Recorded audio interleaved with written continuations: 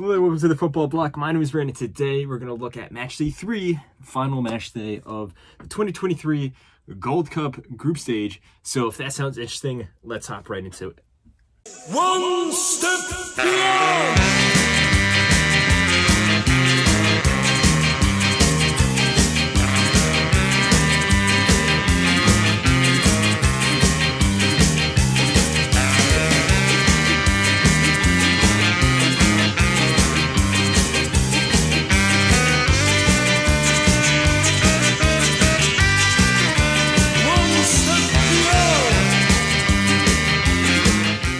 So match day 3 has concluded. The entirety of the group stage for the 2023 Gold Cup has come to a close, and we're going to look back at each of the games here. Each of the teams in the tournament has played their third, and for some of these teams, their final game. We're going to look through, see who won, see who lost, and then see how the groups have lined up.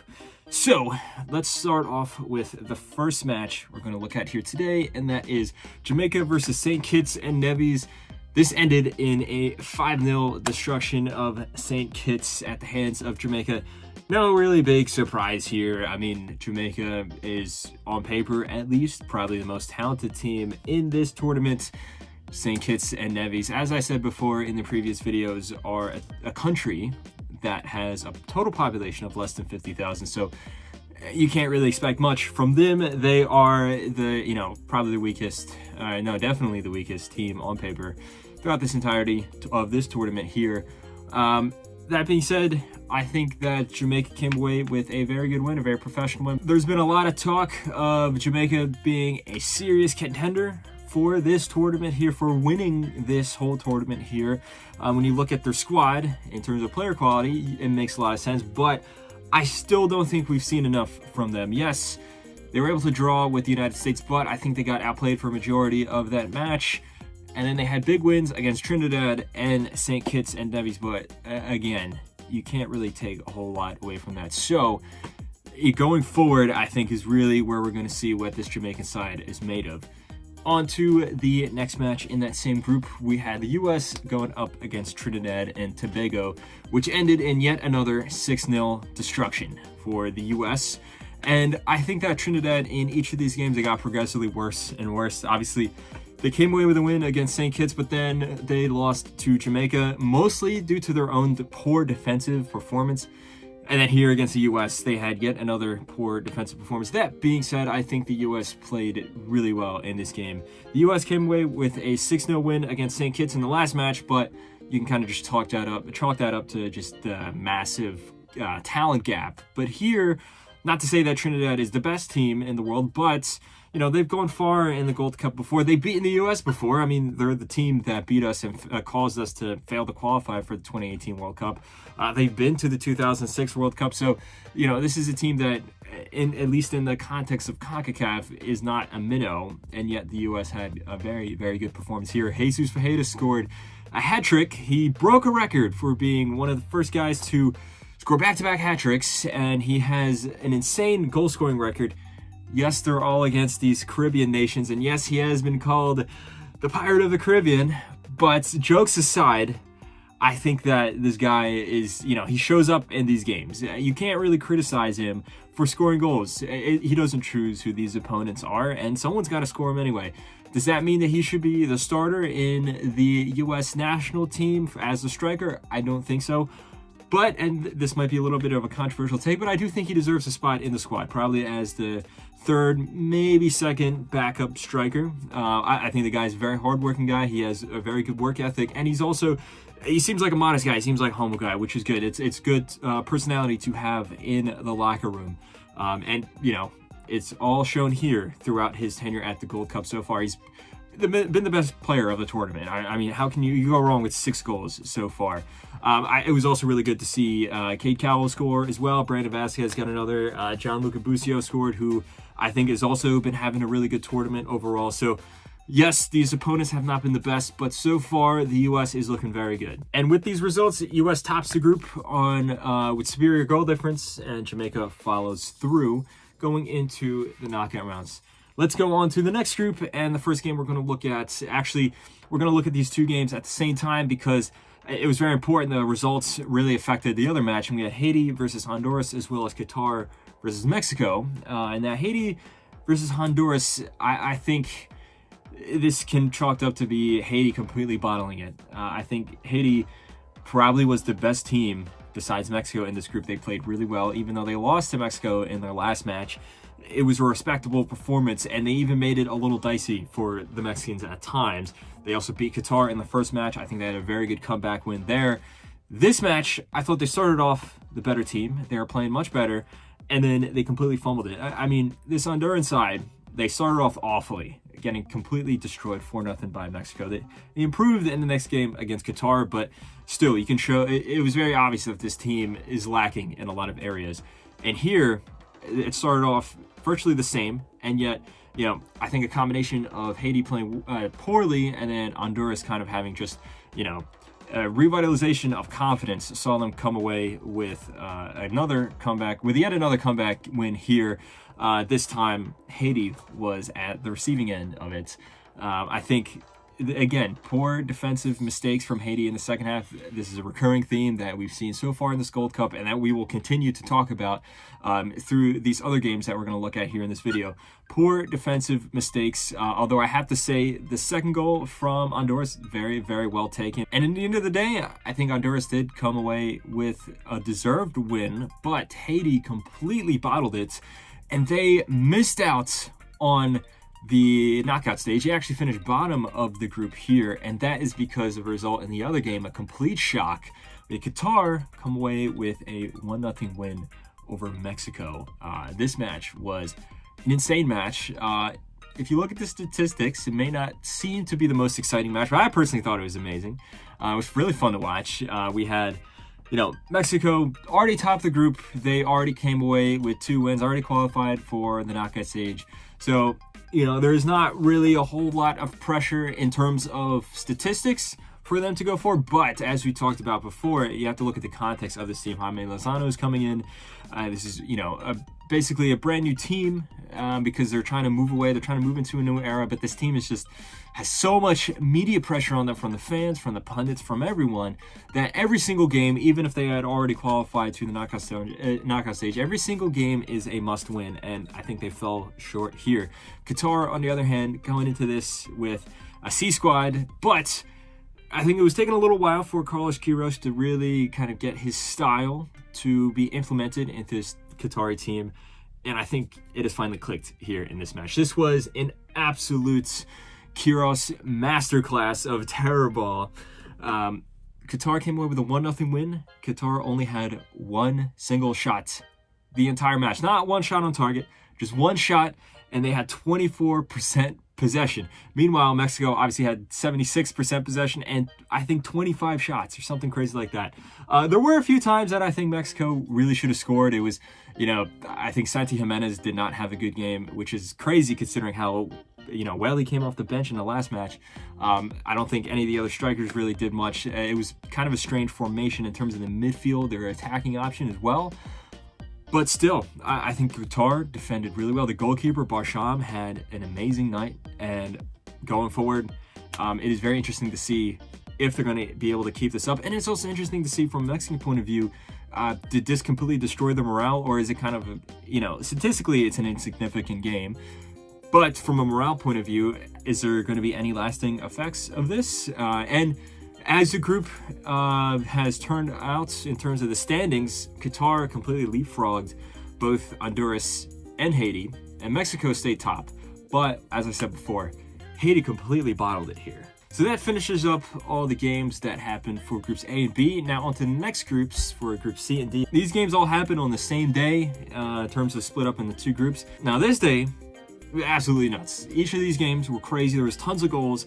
You know, if there's any doubts that the Gold Cup is a fun competition to watch, at the very least, you know, this completely destroys all those doubts because these games were, you know, insane. There was a lot of drama going on, a lot of stuff happening, both behind the scenes and on the pitch.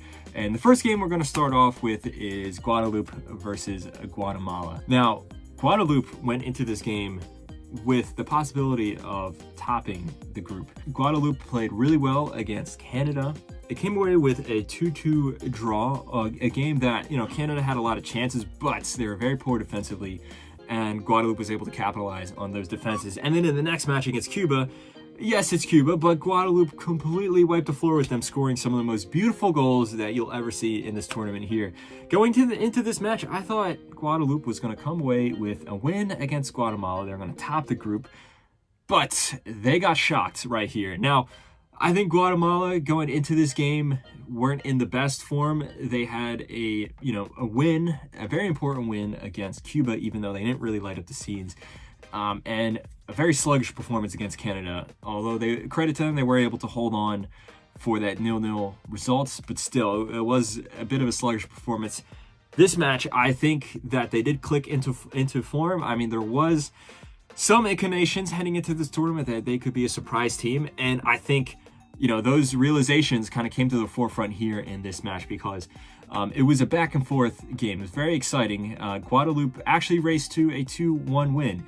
I think in the opening proceedings, they were the better team, but that's not to say that Guatemala were completely out of it. It was very, very end-to-end, but into the second half, I think if you look at these two teams, Guatemala performed better, they seemed to want it more, and Guadeloupe started to lose their composure. As I said before, Guadeloupe had a 2-1 win, but Guatemala was able to equalize late into the second half, and then Mejia scored an absolute screamer to make it 3-2 and to put his team in the lead. An absolute belter into the top corner, and from that moment on, it looked like Guatemala was in control. Guadeloupe had one last chance. They got a penalty, a very clear penalty. They had one chance to tie it 3-3, but the Guatemalan goalkeeper, Nicholas Hagen, came up with a wonderful save. He's been having a good tournament overall, in my opinion. Obviously, 2 clean sheets heading into this game, and now this crucial penalty save. And that secured Guatemala not only going into the knockout stage, but topping the group over Canada, because Canada, in their previous 2 matches, came away with disappointing draws. Speaking of Canada, they did come away with a win here against Cuba. They were able to win 4-2 over Cuba in a game that, yes, it was an important win, and yes, Canada did enough to come away with, obviously, the result that they needed to qualify for the knockout rounds. But still, there is a lot of questions to be asked of this Canadian team and a lot of visible flaws here. Now, I think that Cuba is a team that, besides St. Kitts and Nevis, is the worst team in the tournament. So you would expect this Canadian side, despite not having some of their starters, to be, comfortably winning against this team, especially in attack. And that can be evident here as Canada was able to race to a 2-0 lead in the first half, but they made some very poor defensive mistakes. Cuba was able to get a penalty, and they scored that penalty, and if anything, in my opinion, the momentum then shifted in Cuba's favor. I think they had some good opportunities, but then Cuba made their own defensive errors, and then that led to a goal for Canada, a very easy goal. And then the goalkeeper, there was actually a substitution where the goalkeeper came off and another one, his replacement came on. He made a mistake immediately after coming on, and at that point, there was no chance back for Cuba. They still did grab another goal, and it ended up being 4-2. And, as strong as Canada can be going forward, there are some serious doubts about their defense. And as I said before, they qualify to the knockout round, but in second place behind Guatemala. Next up, we have Costa Rica versus Martinique in a game that ended up being a 10-goal fest here. It ended up being 6-4. An absolute crazy result. I don't think anyone would have seen this coming, especially with Costa Rica, a team that, as of late recently, has been, for the most part, a defensive team. This was a result that they needed. They needed to come away with a win here. And Martinique, I think Martinique had actually been playing pretty decent throughout this tournament. They came away with a win against El Salvador, a game that they were not favored in. And I think that, you can say El Salvador has more talent, but, Martinique did enough to kind of play to their strengths and come away with a win. And then in the next match, yes, they got outplayed by Panama. They got clearly outplayed, but it wasn't, a complete destruction. They didn't get rolled over or anything like that. They were in the game the entirety. And this game here, there was moments where they faded out. There was moments where defensively they were extremely poor, but that fighting spirit that Martinique has never went away. And you can just look at the scoreboard here. They're able to put 4 past Costa Rica. I think a lot of the goals that Costa Rica scored were for example, the first 2 were complete luck. The ball was just bouncing around, and then they were able to basically just push it over the line. I mean, the second goal in particular, I don't even know who that goal is being credited to, because it looked like Calvo, the Costa Rican player, was the one that came away with the celebration that was saying he scored, but it took a deflection off a player from Martinique. It took another deflection, so I don't even know in that case. But, I mean, I think Martinique also defended on set pieces pretty poorly. That's where a lot of the other goals from Costa Rica came away from. Also, I think going forward, Costa Rica's attack finally clicked. I thought Joel Campbell had a wonderful game. Obviously, this guy's the most talented player going forward for Costa Rica, and that really showed here. But the other players as well had some good performances, and they really showed up, because in the other 2 matches, they did not. But Martinique, especially the player Berner, or I think it's pronounced Berner, I'm not really sure. He had a wonderful game, and he also had a wonderful tournament overall. But I think Costa Rica has much more talent. Even though we're kind of seeing a changing of the guard, they still have much more talent than Martinique. And that came away with the win here, which solidified their spot into the knockout rounds. But I mean, a lot of credit has to be given to Martinique for how well they played, not just in this match, but in the other 2 matches here. And hopefully, going forward, maybe in the Nations League or next Gold Cup or something like that, this is something that, we can see a visible improvement or a natural progression as they get better and better. The next match we're going to look at is Panama versus El Salvador. Now, this game did not really matter for Panama at all. They already qualified for the knockout stage. They also solidified their top spots in this group. But this game was very important for El Salvador, because if they were able to come away with a win, they could have snuck into the knockout stage at the expense of Costa Rica. And I think that El Salvador going forward actually was very, very dangerous. I thought that they played well, but still, their defensive calamities, which has been haunting them this entire tournament, came to the forefront here, and Panama wasn't really trying. Panama was kind of given a half effort, and yet they were still able to score 2 goals. They were leading for most of the match as well. And I think this El Salvadorian side, for some of the talent that they have, there still is some severe qualities that they do lack. And if this team wants to go forward and be a serious team in CONCACAF, those are things that they really have to improve on. It is a shame, because at moments this team looks like they're a competent team, a team that could go far in the Gold Cup, or maybe even, make a foray into World Cup qualifying or something like that. But at other times you look at them and you're just like, you can't be making those defensive mistakes if you want to be a serious team. If you want to be a competitive team in this competition, you cannot be making those mistakes like that. Panama, on the other hand, like I said, this result didn't really matter for them. They do look to be a contender, possibly, for this tournament. And, this match kind of gave more evidence in that regard. But they top the group, and Costa Rica joins them into the knockout round. So anyway, guys, let me know what you thought of match day 3 of the Gold Cup. Let me know what you thought of the group stage in general. I thought it was great. So far, I've been really enjoying this tournament. Let me know all the other thoughts that you have in the comments below. Don't forget to like and subscribe and share this video with a friend. But anyway, guys, my name is Brandon. I hope you guys have a nice rest of your night. One step beyond.